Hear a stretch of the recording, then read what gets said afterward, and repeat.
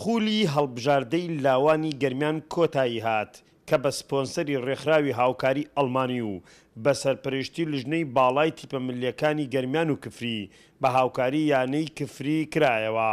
وەک وەفایەک بۆ جێگری یانەی وەرزشی کفری. خولەکە ناونرا خولی وەرزشکاری کۆچکورد و عەبدولوەهاب عەباس مستەفا کە هەردوو هەڵبژاردەی لاوانی کەلار و هەڵبژاردەی لاوانی دووس خورمات و گەیشتنە یاری کۆتایی خولەکە کە بە ئامادەبوونی ژمارەیەکی زۆری هاندەرانی دووس خورمات و یاری کۆتایی ئەنجامدرا. ئێمە لە دەستەی کارگەڕیانی وەرزش کفری ماوەی چەند هەفتەیەکە خولێکمان کردوتەوە بۆ سنووری لاوانی گەرمیان بۆ کۆچکورد و کاک عەبدولوەهاب جێگری سەرۆکی یانەکەمانە کە ماوەی دوو مانگێکە بەوەی نەخۆشی کۆرۆنا گیان لە دەستداوە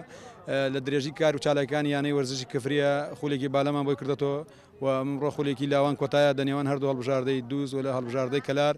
بە سپۆنسەری ڕێکخراوی هاوکاری ئەڵمانی و لژنەی باڵای تیپە ملیەکانی گەرمیان و لەژێر چاودێریکردنی لژنەی تیپە ملیەکانی کفریە زۆر سوپاسیانەکەی کە سپۆنسەری خولەکانیان کردە ئەستۆ وەکو یانەی وەرزش کفری وەکو وەفایەک ئەم خولە بۆ کاگواب کردمانەوە لە ڕۆژی کۆچکردنەوە بۆ ئێستا کلێنێک و بۆشایەکی گەورەی لە ناو یانەی وەرزشی کفریە دروست کردووە بەڵام سپاس بەخوای گەورە بۆ دەستەی کارگێڕیانی وەرزش کفری ئەو شەش ئەندامەی کەمانیتۆ لە ناو یانەی وەرزش کفریە بە شێوەیەکی برایانە دەست لە ناو دەست بتوانین شکارەکانی کاگواب تاو بگەین لەو ماوەی کە مامنە ناو یانەی وەرزش کفریە. تیپی هەڵبژاردەی دووس خورمات و هەر لە سەرەتای خولەکەوە وەک تیپێکی بەهێز دەرکەوت و لە یاری کۆتاییشدا توانی باشتر یاری بکات و چەندین جار مەترسی خسە سەر گۆڵی تیپی هەڵبژاردەی کەلار بەڵام لە کۆتایی خولەکانی یاریەکەدا هەڵبژاردەی کەلار توانی گۆڵێک تۆمار بکات و ببێتە پاڵەوانی لاوانی گەرمیان. سوپاس بۆ خۆم ڕۆ لە یاری کۆتاییە توانیمان براوە بینیەک بەهیچ بەرامبەر هەڵبژاردەی لاوانی دووس پیرۆزە لە شاری کەلار و پیرۆزە لە هەموو یاریزانان بە هیمەتی هەموو یاریزانان توانیمان ئەمڕۆ براوە بین. ئێمە وەک تیپی لاوانی خورمات و کاتی بۆم خولە توانم بگەین بە یاری کۆتایی لەگەڵ تیپی کەلارە تر یارەکە یەک وەسفر کەلار توانی سەرکەوێ بەسەرمانە دەستخۆشی لە سەربەشاری خولەکە ئەگەین بەڕاستی خولی خۆش بوو تر قسمەتی کەلار بوو ئەمیایە ئینشاءڵڵا